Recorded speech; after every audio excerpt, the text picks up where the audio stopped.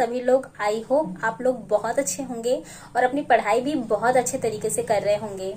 Friends, अगर अभी भी कोई भी बैठा हुआ है और ये सोच रहा है कि हमारा रिजल्ट आ जाए उसके बाद हम पढ़ाई शुरू करेंगे, तो आप अपनी जिंदगी की बहुत बड़ी गलती कर रहे हैं, क्योंकि समय जा रहा है और समय किसी के लिए रुकता नहीं है, ये आपको पता है।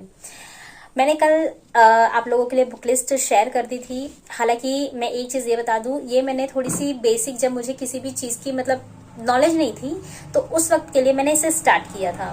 तो अगर आप चाहे तो इसे फॉलो कर सकते हैं, but most important thing is कि आपको एनसीईआरटी फॉलो करना ही है।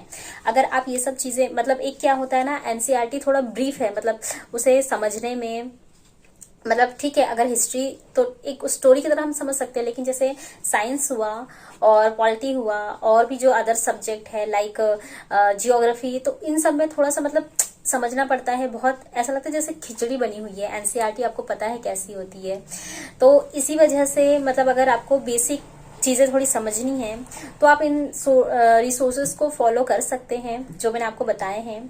इसके अलावा जो आपको मेनली करना है वो ये है कि एनसीईआरटी के शुरू से, अगर मैं तो आपको यही कहूंगी कि अभी आपके पास 2 महीने हैं, हो सके तो छोटे छोटे शॉर्ट नोट्स बनाते चले। इसके लिए वैसे मैं कल वीडियो लेकर आऊंगी अबाउट नोट्स, एनसीईआरटी से नोट्स कैसे बनाएं, बट फिलहाल मैं आप लोगों को मैं ये एक चीज बता दे रही हूँ।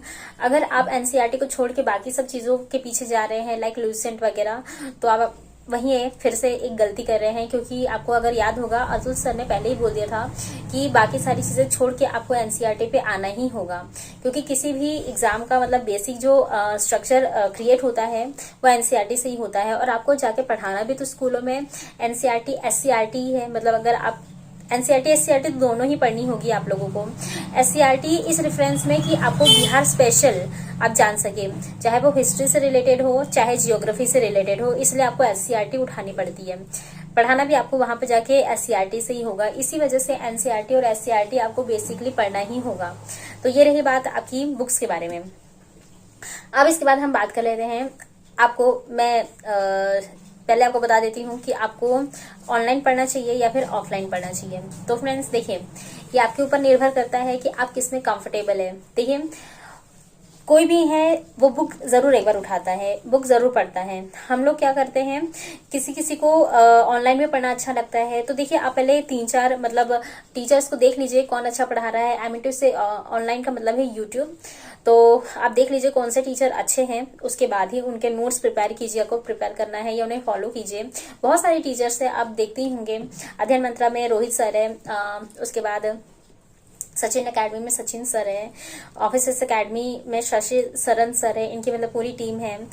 उसमें भी मतलब बहुत अच्छे टीचर्स हैं। मैंने खुद उनका बैच परचेस किया है, इस वजह से बोल रही हूँ। सभी टीचर्स बहुत अच्छे हैं।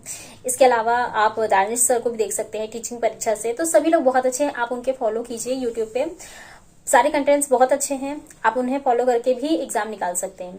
अब रही बात ऑफलाइन। ऑफलाइन में हमें क्या करना है, सारी बुक्स जो कि मैं ऑलरेडी आपको बता चुकी हूँ, एनसीईआरटी और एससीईआरटी 2 चीजें हो गई। मैं आपको एक चीज और बता दे रही हूँ, जो आप अगर सोच रहे हैं कि बेसिक चीजें, मतलब यहाँ पर ये लोग प्रैक्टिस सेट्स वगैरह करवाते हैं, तो ये सब चीजें तो करनी है, लेकिन अगर कहीं नोट्स बनाना है, जैसे मतलब आपको किसी एक लाइक पर्वत है, आप लोगों को हिमालय के बारे में नोट्स बनाने हैं, तो वहां पर आपको देखना पड़ जाएगा कि कौन सा टीचर। ये मोस्टली होते हैं कि इनके बैचेस आपको परचेस करने पड़ेंगे, तभी आपको ये ब्रीफ में पूरा मतलब पढ़ाते हैं। बाकी अगर ये यूट्यूब है तो यूट्यूब में बहुत कम टीचर्स होंगे कि मतलब पूरा आपको मटेरियल प्रोवाइड करे। बाकी सभी लोग, एक होता है ना बैच ही परचेस करना होता है, सारी चीजें ये यूट्यूब पे फ्री में नहीं दे सकते हैं। तो इसीलिए ऑनलाइन अगर आपको कुछ रिसोर्सेस मिल जाएंगे तो अच्छी बात है, वरना आप ऑफलाइन में अपने बुक्स को ही फर्स्ट और लास्ट प्रायोरिटी देंगे।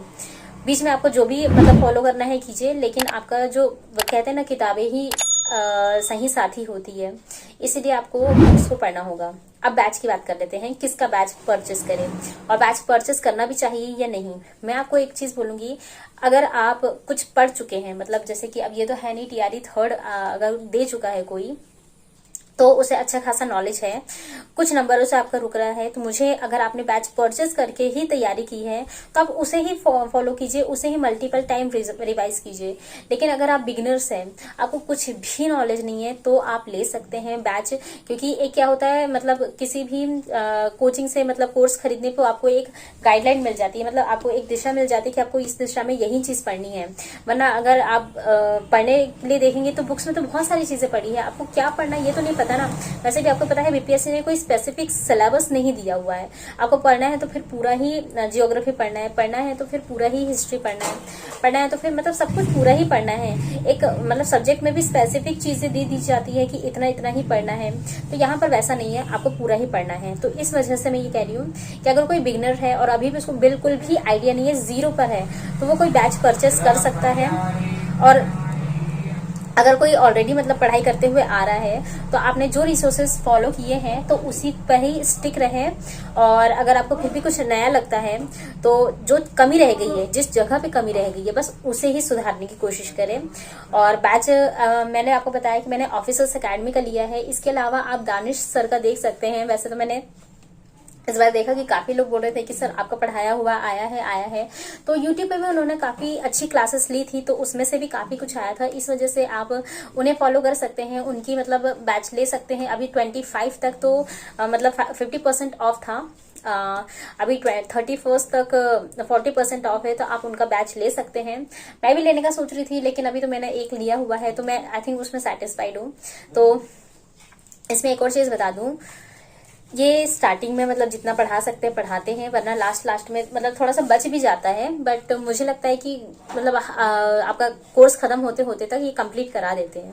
तो ये भी आप थोड़ा सा देख के चलिएगा। मतलब ये है कि सिर्फ इन्हीं पर ही रिलाई मत कर लीजिएगा, सारी चीजें अवेलेबल कराते हैं, पीडीएफ्स, बोर्ड पीडीएफ्स, नोट्स, मतलब जो भी आपको चाहिए सारी हर कोचिंग संस्था आपको देती है। तो किसी पे भी डाउट मत कीजिए। हालांकि मैंने सिर्फ अभी 2 ही टीचर्स को मतलब देखा है, मैं बाकी अदर को नहीं जानती, तो इसलिए मैं आपको बताऊंगी ऑफिसर्स अकेडमी और टीचिंग परीक्षा, दानिश सर, शशि सरन सर की टीम, बस। अब इसके बाद मैंने आपको ये भी बता दिया कि ऑनलाइन आपको तैयारी करनी है या ऑफलाइन तैयारी करनी है। अब ये है कि अब तैयारी हमें कैसे करनी है। मतलब आपने तो सारी चीजें, मतलब सभी लोगों ने बुक बटोर ली है, सारी चीजें मटेरियल इकट्ठा कर लिया है, बैच परचेस कर लिया है, सारी चीजें हम लोग नोट सब बनाने में लगे हुए हैं। लेकिन अब हमें तैयारी एग्जैक्टली करनी कैसी है। मतलब यहाँ पर सभी लोग मात खाते हैं, सभी लोग बोलते हैं कि 8-9 घंटे पढ़ाई करो, 6 घंटे की पढ़ाई इनफ होगी, ऐसे पढ़ाई करनी है, वैसे करनी है, इतनी तैयारी करो, अभी से ऐसे तैयारी करो। नो, अभी आप मतलब आपकी अभी जितनी कैपेसिटी है, कैपेबिलिटी है, बस उसी लेवल पे ही तैयारी करना शुरू करें। अगर आप 4 घंटे पढ़ सकते हैं तो 4 ही घंटे से अभी तैयारी शुरू कीजिए। उस टाइम को धीरे धीरे बढ़ाइए, 4, 4:30, 5, 6, 7 इस तरह से बढ़ाइए। अगर आप शुरू में ही सोच लेंगे कि हमें 8 घंटे पढ़ाई करनी है तो ऐसा नहीं हो सकता है और ना ही हो पाएगा। हालांकि मैंने जैसे बताया बहुत सारे लोग मतलब शुरू से ही मतलब काफी समय से पढ़ रहे हैं, तो उनकी हैबिट बन चुकी होगी। तो इसलिए मैं आपको बोलूंगी, अगर आप यूट्यूब यानी ऑनलाइन तैयारी कर रहे हैं, ऑनलाइन पढ़ाई कर रहे हैं, तो यूट्यूब पर आपको मोस्टली 4 घंटे देने हैं, 4 नहीं आई थिंक 5, क्योंकि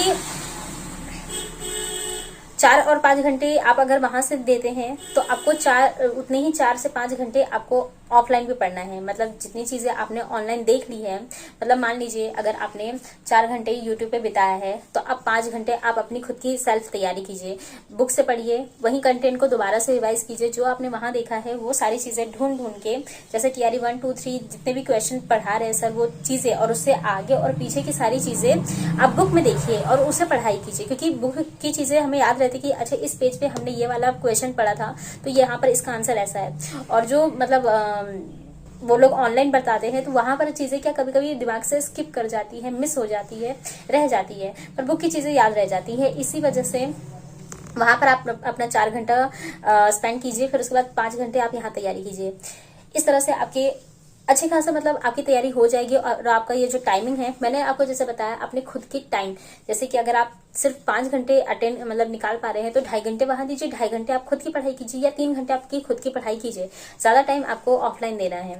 अब उसके बाद अगर आप कोर्स परचेस करते हैं तो वहां पर 5 घंटे दीजिए, 5 घंटे आपकी खुद की पढ़ाई होनी चाहिए। 10 घंटे हो जा रहे हैं, क्योंकि आप किसी कोर्स को परचेस करते हैं तो उसके आप नोट्स भी बनाएंगे। पीडीएफ तो वो लोग देंगे ही, पर पीडीएफ बहुत सारे लोग नहीं पढ़ पाते। खुद के नोट्स तैयार करके ही आप अच्छे तरीके से पढ़ाई कर पाएंगे। इसी वजह से आप नोट्स प्रिपेयर करते हुए चलेंगे तो मतलब मैक्सिमम आपके देख लीजिए 5 ही सब्जेक्ट इंपॉर्टेंट होते हैं, हिस्ट्री, जियोग्राफी, पॉलिटी तो मैंने वैसे बता दिया है, मैथ, रीजनिंग, और एक सब्जेक्ट करंट अफेयर होता है। करंट अफेयर तो आप अगर हर दिन भी देखेंगे तो आपसे हो जाएगा। बचा साइंस। इस तरह से आपके 5 सब्जेक्ट है। एक एक घंटा भी अगर आप तैयारी करते हैं, वैसे 1 घंटे कोई भी क्लास चलाता नहीं है, उसमें थोड़ा बहुत आगे पीछे हो जाता है 45 मिनट्स। तो इस तरह से आप अपने वहां पर 5 घंटे दीजिए। 5 घंटे अपनी खुद की प्रिपरेशन कीजिए और वो जो चीजें वहां बताई गई है उसे ही रिवाइज कीजिए। इस तरह से आपकी तैयारी होगी और आपका इस तरह से टाइम भी मैनेजमेंट होगा। तो इस तरह से आपका टाइम भी मैनेजमेंट होगा, मतलब धीरे धीरे आपको इसकी हैबिट भी लग जाएगी और आपकी तैयारी भी अच्छे से होगी। मैं ये चीज बोलूंगी, प्रैक्टिस सेट अगर आपको लगाना है तो संडे इसको टाइम दीजिए, हर संडे को। तो इससे आपने जो भी हफ्ते भर में रिवाइज किया है वो सारी चीजें आप संडे को एक बार देख सकते हैं और एक सेट लगा सकते हैं। इससे आपकी तैयारी अच्छे से होगी। हालांकि मैं भी यही चीजें फॉलो करने वाली हूँ, लेकिन ये होता है कि कभी कभी टाइम और हमारे घर के खुद के कुछ काम की वजह से सारी कुछ चीजें मिसमैनेज हो जाती है। बट धीरे धीरे आपको इसे हैबिट में लाना होगा और कहीं ना कहीं इस बार TRE 4 में आपको एक सीट अपनी पक्की करनी होगी। तो आई होप मैंने सारी चीजें कंप्लीट कर दी है। अगर कोई चीज छूट रही होगी तो आप मुझसे कमेंट बॉक्स में पूछ लीजिएगा, मैं उसे नेक्स्ट वीडियो में आपके लिए लेकर आऊंगी। बाकी NCERT और SCERT से नोट्स कैसे प्रिपेयर करना है और अगर ऑनलाइन भी नोट्स होते हैं तो उसे भी किस तरह से हमें पढ़ना है, इससे रिलेटेड वीडियो नेक्स्ट आएगा। तो उसके लिए चैनल को जरूर सब्सक्राइब कर लीजिएगा। And thank you for following me. और मैं आपको एक चीज बता दे रही हूँ, मैं सिर्फ आपको सजेशन देती नहीं हूँ, मैं आपसे लेती भी हूँ। अगर आपको कुछ लगता है कि आपको मुझे सजेस्ट करना चाहिए या मुझ में मतलब किसी भी तरह की कोई चीज मतलब कमी लगती है तो वो आप मुझे जरूर बताइएगा, मैं उसे सुधार करने की कोशिश करूंगी। और साथ में मुझे भी मतलब आप रीजनिंग के लिए मुझे एक अच्छी क्लास बताइएगा, क्योंकि मैंने अभी तक CGL एक सर पढ़ाते थे तो उनसे मैंने अच्छे खासे तरीके से तैयारी की थी, लेकिन मैं सोच रही हूँ कि वो बहुत ज्यादा डीप हो जाता है और इतना हमें आता भी नहीं है BPSC में। तो मैं BPSC के हिसाब से यानी टीचिंग परीक्षा के हिसाब से तैयारी करना चाहती हूँ, तो इससे रिलेटेड मुझे जरूर वीडियो बताइएगा। बाकी मिलते हैं मेरे नेक्स्ट वीडियो में। Till then stay happy, stay healthy, bye.